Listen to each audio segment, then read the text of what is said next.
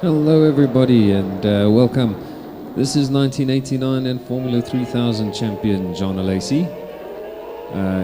He won the Formula 3000 championship and was soon spotted by Ken Tyrrell and brought up to the Tyrrell team halfway through the season in 1989, and he stayed on for 1990. And first race of the 1990 season, the USA Grand Prix at Phoenix, he did this. He was fourth on the grid and went straight into first place, past the great Ayrton Senna there. He led for many laps, and then Senna decided eventually, look, it's time to go past, into the lead. But Alesi was having none of that. I don't care that you're the world champion. Just coming straight back past. Very good stuff from John Alesi there, and an underpowered Tyrrell. But as they came up to lap the Brabham here of Gregor Wojtek, and Alesi popped out. Senna, he popped out even further, dove down the inside, and this time he closed the door, but Alesi was still not having any of this. The young Frenchman wheel to wheel with the Brazilian champion. Jean Alesi didn't earn victory that day, but he did earn Ayrton Senna's respect. We had a good go in the first opportunity, and he was very fair. But then I wasn't expecting him going through the outside on the dirty, because it would make very dangerous for him the next corner with the dirty on the tires. And when I saw him there, I had just to open and let him go, because I expect him with trouble with grip with the tires being dirty. And I think just as well I did that, and we still fight again. It was very exciting. It was enjoyable because I think it was a clean fight and exciting one, right on the limit. And in those situations is where I get my enjoyment from my profession. Yeah, Jean Alesi's performance was attracting a lot of attention, and he was being known as a bit of an aggressive driver. Here's what he thought. I try to be the best, but I think I need to learn a lot, because it's just my full first year in Formula 1. Last year I did 8 races, so it's not enough to be a world champion. At San Marino, Tyrrell debuted this front wing, which is the first ever time we saw a Formula 1 car with the raised nose above the wing. And he had another battle with another Brazilian champion, Nelson Piquet, in the Benetton this time, coming off second best to the charge of the young Frenchman. Alesi in 1990 continued to impress. Had some reliability problems and didn't finish some races, but he was very impressive, and he attracted the attention of the other teams who were eager to sign him. Ken Tyrrell, though, insisted he was going nowhere. Yes, I'm sure that Jean Alesi will be driving for me next year. In the words of President Bush, watch my lips. And just as George Bush did in fact raise taxes, Alesi was going to leave Tyrrell. It was just a question of where was he going to go. Yes, Williams signed a contract with Jean Alesi on the 2nd of February, a proper English law contract, conditional, however, upon his securing a proper and legal release from his present employer, Ken Tyrrell. If that release comes into place, Williams have priority on his services, and I'm sure you are well aware that he would rather drive for Ferrari, which is perfectly understandable. But we got there first, and we intend to stay there first at this moment in time. But the young French student stood before the professor. Jean Alesi signed for Ferrari. Don't know what happened to his Williams deal, but he obviously got out of that. I feel very well, because it was a very hard job. We found a solution with Ferrari, and now I'm very happy to have this contract for next year. But I still very concentrate on my drive with Tyrrell, because I have 4 races to finish, and I want to finish very well, because I have the possibility to finish well. Unfortunately, the Ferrari years were not good for Alesi or Prost. I mean, by the end of 91, Prost was out of the team. He didn't even finish the 91 season. The car was not a great car, not easy to drive, and Alesi just suffered a lot of retirements. There was unreliability. He also got a lot of bad luck. There's a string of retirements continued into 92. And yeah, some again, just, you know, unlucky incidents here battling with a McLaren. Not as clean as when he battled with Senna in Phoenix, Arizona. And yeah, these kinds of things were just costing Jean Alesi, and it seemed almost as if he was a bit cursed or something, like, when is this guy going to win a race? He's a great, fantastically fast young driver. But yeah, bad luck continued into 93. Here's a big one. He did get a podium at Monza, though. That was the highlight of his career so far. A podium in Monza in front of the Tifosi. But in 94, he got on the podium a few times and had a few great battles, but also some pretty bad incidents here. This is Monza. He was leading the race at Monza, and his Ferrari gave up. And yeah, have a look at this retirement. Yeah, just frustration with Ferrari. Probably thinking, damn, should have signed with Williams. But that brought us to Canada in 1995. On Jean's birthday, he got a kiss for good luck before the race. This is it coming up. Schumacher gets away well, better than Hill. Coulthard is alongside his teammate. Coulthard is challenging as they go to the left-hander, but it is Schumacher, Hill, Coulthard, then the two Ferraris. Johnny Herbert is inside one of the Ferraris. It was Jean Alesi's, and here we come. Schumacher leads, clear track in front of him. Then the two Williams, then the two Ferraris. Johnny Herbert, Mika Häkkinen is in 7th place. The two Jordans of Irvine and Rubens Barrichello. They're the two 40s, the yellow cars, which are 8 seconds a lap at least slower than the men at the front. So Pedro Diniz will be lapped very, very soon indeed, maybe as early as the 7th or 8th lap. This is coming down towards the east hairpin for the first time. No change in the first 5 so far. It's Berger in front of Alesi. Schumacher leads, and already a gap is developing between the Benetton Renault, and incidentally, Schumacher started from the 100th pole position for the Renault concern with their V10 engine. And there's a chance. Oh, that's Johnny Herbert, and he's been hit by, it looks like, Mika Häkkinen. Just a hairpin on the first lap and an incident. But look at Johnny Herbert here. What is he doing? He's looking at Häkkinen's car. You can see the cars are tangled, and there he breaks his car. Häkkinen had stalled it and he couldn't get it going, and Herbert he broke his own rear suspension, just being a silly guy. I don't know what he was up to there. Just wait for the marshals to come and get you. Johnny Herbert now he's a steward. I wonder what would he give himself a penalty for behaving like a moron there? It was very, very silly. Here we have a look at it. There's a gap. Häkkinen goes for the gap because he's a racing driver. Herbert doesn't see him, and yeah, just up to this point, racing incident, correct? Yeah. But then look at Herbert now. Well, what is he up to here? Why is he doing this? Just turn your head to the right and you'll see. Damn.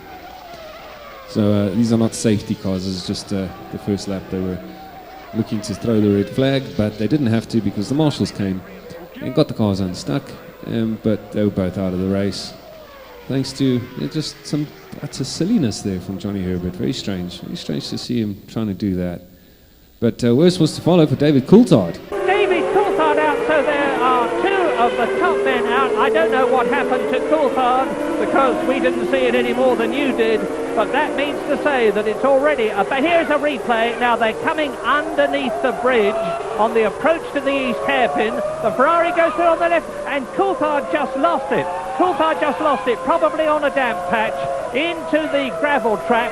And it looked to me in the process as though Alesi passed Berger and up into now 3rd position. Yeah, it was a damp track when they started, as you can see. And DC under the bridge here, the water hadn't dried, and he hit the brakes, hit the patch, and lost control. And DC actually has a story about this. This is interesting. I had tears in my eyes as well because I was racing for Williams. I qualified 3rd.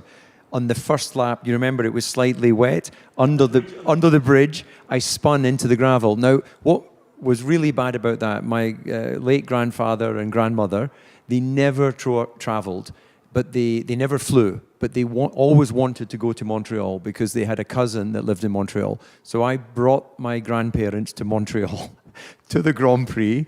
I had them in the grandstand opposite the start-finish. The race starts. I never came round again. Me do one lap of racing at a Grand Prix, but they had a wonderful time and met with their cousin there. But you do know he would have won that race. I would have won that race. You would have won the race, but don't you agree? I would have won, no? He won every race. That would explain the disappointment on DC's face here after he retired. Shame, poor guy. In the meantime, though, Schumacher, he was in the lead and pulling away from Damon Hill in second place. Hill was being caught by the two Ferraris. Here we are on board with Gerhard Berger, Alesi ahead, and there you can see Damon Hill ahead. And Alesi catching up to Damon Hill here. The Ferraris were looking good in Canada. And here's the kind of time when Alesi will really hope that Hill's going to be stumbling over Katayama. That's Katayama in the Tyrrell ahead of him. Katayama having had that time penalty. And Alesi is indeed closer than ever. And he is having a look into that. This is where Coulthard went off. And he's going to be having a lot more looks too, because there isn't just Katayama ahead. Ahead of Katayama is Martini in the Minardi. So there's a bit of potential now for Alesi to get by. Yes, and he's going for it now. He's going to try and go down the inside and force Damon Hill out of the way. And he's done it. Jean Alesi moves up into second place. Look at this. Look at this. Gerhard Berger right up with Damon Hill as the Pacific team. And this is it. Berger's going through. He forces his way through, just as Jean Alesi did. Terrible news for Damon Hill. Terrible news for Williams. Both Ferrari cars making it past the Williams of Damon Hill. And soon it was time for the pit stops. And Alesi's in for his stop now. Alesi's first stop. Let's watch this one. From second position. Now remember, Eddie Irvine took 16 seconds. They've got to take on a lot of fuel. They've got to take on enough fuel to go half the race. And that's the indication. Remember, take off 3 seconds for putting the nozzle in, taking the nozzle out. So call it 13 seconds. And his time there of some 16 seconds was virtually identical to that. And Hill is in, and out Damon Hill. So now Berger has, Alesi has stopped, Hill has stopped, Berger has gone up to second position but has got to come in. We're looking at Barrichello now, and he's had his first stop, which you've just seen. We're going out of the pit lane with him now, and Berger is out, he slows right down, hand up, Gerhard Berger, who had still got to come in and make his pit stop. Second position. It looks as though he's not going to finish third in this race, but Gerhard Berger is touring in the Ferrari. Gerhard had run out of fuel, maybe a miscalculation on Ferrari's part. Signs of things to come, really. But he trickled back into pit lane, and he'd be able to refuel here. You can see the mechanics had to push him into the box. Oh, up it goes. Yes, I think it must have been out of fuel. He must have been on the radio saying that he's out of fuel in the Ferrari. We know the Ferrari is heavy on fuel consumption, but nevertheless, maybe the engine is not running as it should be, a little bit richer. That is one explanation, but certainly the way that Berger was coasting in there, he must have been radioing to those mechanics, and in a very slow stop, they had to restart the car as well, because obviously the engine had cut out with no fuel in it and coasting down pit lane like that. But Gerhard Berger was back out. And at the same time, Mark Blundell was in the pits as well, but Schumacher came in. Here he is, now he's coming in. This is Michael Schumacher on lap 38, coming in for his only fuel and tyre stop of the race. Now count those mechanics if you can, you'll have a job because they work so fast and so close. But there are 18 of them, and already the front, and both the fronts are on. It's the fueling that takes the time. It only takes about 5 or 6 seconds to change the tyres, and that is an absolutely mega stop.